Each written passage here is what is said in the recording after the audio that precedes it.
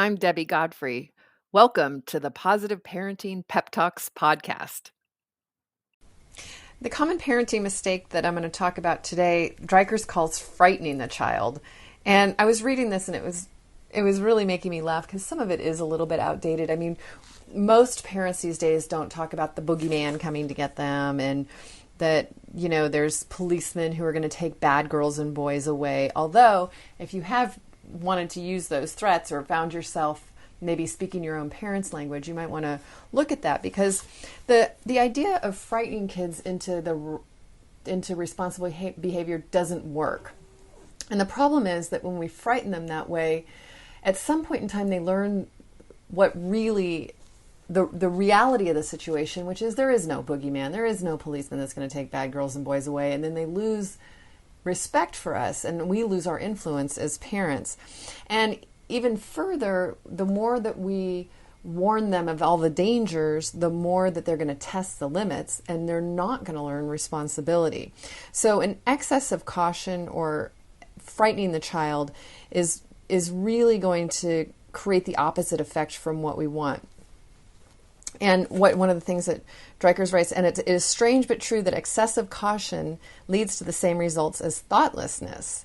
Anticipating dangers not only causes hesitancy, but actually drives people headlong into the very dangers they wish to avoid. The evasion of risk requires calm presence of mind and a clear appraisal of the situation.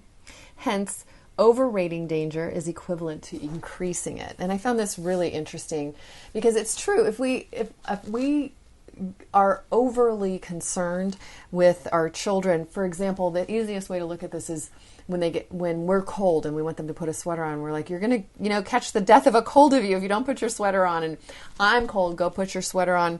And the truth is that most kids will request a sweater when they're feeling cold, and many kids are not going to have the same thermometer that you do. So they'll get cold at a different time. If we continually tell them you need a sweater, they learn to not listen to their own bodies. And so you'll find that your kids aren't great at monitoring themselves and their own needs. What you want to do from the time they're really young is ask them, if you're feeling cold, if I'm feeling cold, I'll say, wow, I'm feeling cold. Are you feeling cold too? And they can answer me yes or no. And that way they're learning to monitor their own bodies and they'll choose to put a jacket on when they need it. There's very few children that are going to put themselves in dangerous situations unless they've been trained by us to not listen to their bodies.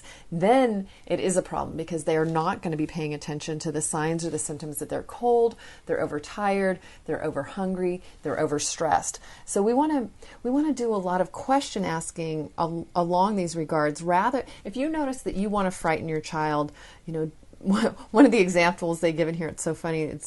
He writes, it's pitiful to watch a grandmother supervise an 8-year-old Jerry at his play. Don't run so fast, you'll burst your lungs. Don't pull so hard, you'll rupture yourself. Don't run down the stairs, you'll break your legs.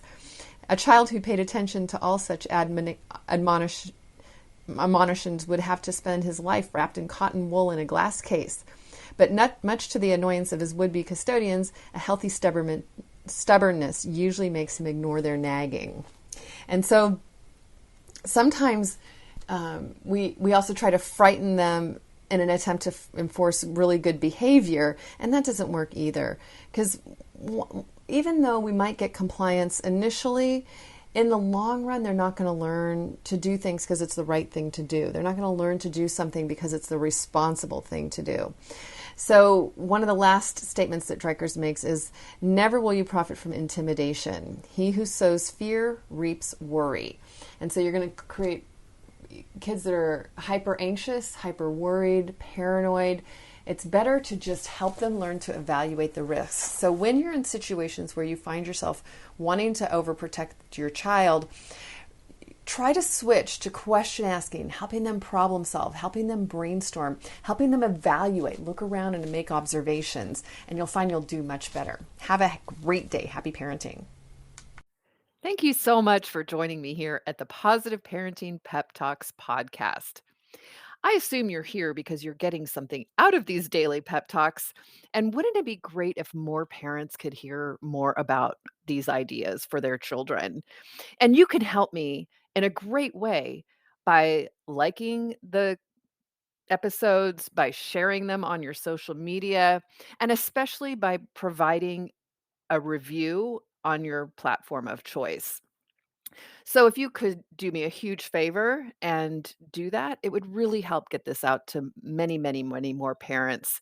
And we can all help our children feel more seen, heard, and understood, which is my life's work, is to make sure that all children feel loved and appreciated and that we can discipline them without breaking their spirit. So I hope that you've enjoyed these podcasts and will continue to enjoy them. And I really appreciate any support you can give me here at Positive Parenting Pep Talks. Thank you so much. Have a great day and happy parenting.